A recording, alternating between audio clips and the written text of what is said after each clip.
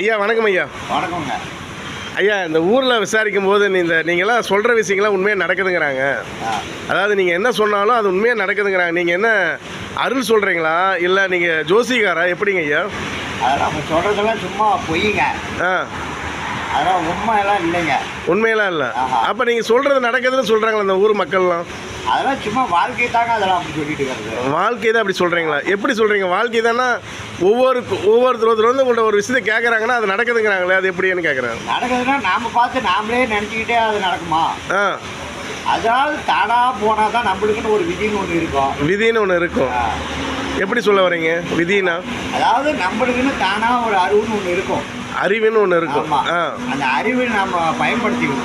அந்த அறிவை நம்ம பயன்படுத்தணும். அந்த பயன்படுத்தினா நாம் இந்த வழியில் போகலாமா, இந்த வழியில் வரலாமா அப்படின்னு நம்மளுக்கு ஒரு கருத்து வரும். நீங்கள் அதுக்கு பதில் சொல்லணும். இப்போ இருக்கிற சுச்சுவேஷனில் பணம் முக்கியமா பாசம் முக்கியமா? பணம் தாங்க முக்கியம். எப்படி சொல்ல வரீங்க பணம் தான் முக்கியம்? பணம் இருந்தால் தாங்க வாழ்க்கையே நம்ம வாழ்க்கை. பாசம் வந்து அப்பாற்பட்டது. பாசம் அப்பாற்பட்டது. ஆமாம். பணம் இருந்தால் நம்மளை தேடி வருவாங்க. நம்ம பாசமெல்லாம் நம்மளை தேடி வரும். அப்படி சொல்ல வரீங்க? பணம் இருந்தால் பாசம் நம்மளை தேடி வரும். பணம் இல்லைன்னா நம்மளை ஒதுக்கி வச்சிருவாங்க. சொந்த பந்தம் எல்லாருமே ஒதுக்கி வச்சிருவாங்க. எல்லாரும் ஒதுக்கி வச்சிருவாங்க. சொந்த பந்தம் எல்லாரும் ஒதுக்கி வச்சிருவாங்க. அப்படி பணம் இருக்குது பாரு. அண்ணாம்மாங்க, மாமாம்மாங்க, மச்சாம்மாங்க எல்லாருமே வருவாங்க. ஓ, அப்படி சொல்ல வரீங்க? ஆமாங்க. பரவாயில்ல. அப்படி நீங்கள் சொல்ல வரீங்க பணக்காரங்க 10% செய்யறாங்க. ஓ, 110% செய்யறாங்க.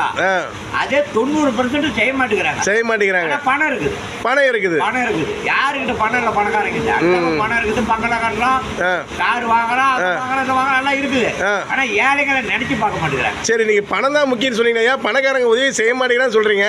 அந்த பணத்தை வச்சு அவங்க என்ன பண்ண போறாங்க? ஐயா கடைசி வரைக்கும், அதாவது ஐயா குடும்பம், ஐயா பேர பிள்ளைங்க, அதனுடைய பேர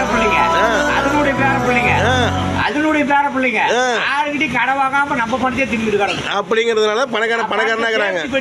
ஓ, பணத்தை சேஃப்டி பண்றாங்க.